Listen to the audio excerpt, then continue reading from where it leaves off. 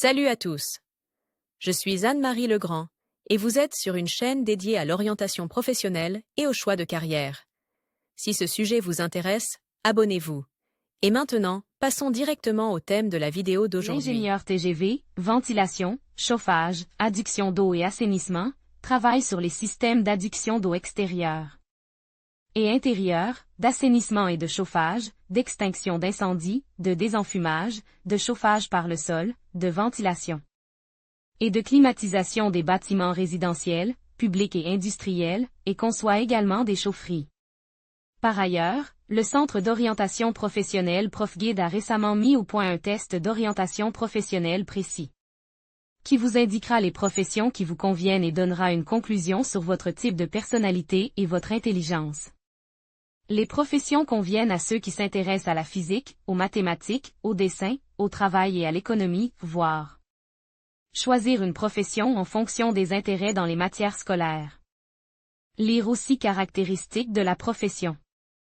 Les domaines énumérés peuvent à la fois être combinés dans les fonctions d'un spécialiste et être séparés, par exemple, un ingénieur peut travailler uniquement dans le domaine de l'approvisionnement en eau et de l'assainissement ou uniquement dans celui de la ventilation. L'ingénieur concepteur commence son travail par l'inspection du bâtiment et l'élaboration du cahier des charges, qui est approuvé par le client. Il prépare et approuve également un devis qui tient compte du coût des études et des travaux d'installation, de l'équipement et des matériaux. L'étape suivante est le développement du projet, sa concrétisation graphique dans des programmes informatiques spécialisés. Le projet est nécessairement coordonné avec les départements spécialisés voisins qui travaillent sur le même bâtiment, afin d'éviter un chevauchement inacceptable des différents systèmes et de maintenir la distance requise entre eux. La conception est élaborée en tenant compte de la facilité future de réparation et d'entretien de tous les conduits conçus. Si le projet est réalisé pour un bâtiment déjà construit, dans certains cas, les locaux peuvent être réaménagés.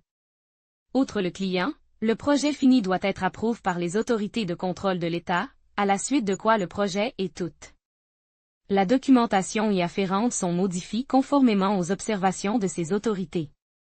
Ensuite, les plans et les calendriers des travaux d'installation sont élaborés et l'équipement nécessaire est sélectionné. Dans le processus de réalisation du projet, l'ingénieur concepteur dirige l'équipe d'ouvriers, monteurs, plombiers et autres, et rédige les spécifications techniques pour les entrepreneurs. Il supervise nécessairement le travail de tous les spécialistes susmentionnés. À la fin de son travail, l'ingénieur concepteur rédige des documents sur l'exécution du projet, dans lesquels figurent tous les plans et schémas. Les voyages d'affaires sont possibles dans cette profession. L'emploi peut être à temps plein, semaine de 5 jours, ou à temps partiel. La journée de travail peut être irrégulière. Avec un emploi à temps plein et un large éventail de fonctions, le niveau de salaire est moyen et supérieur à la moyenne.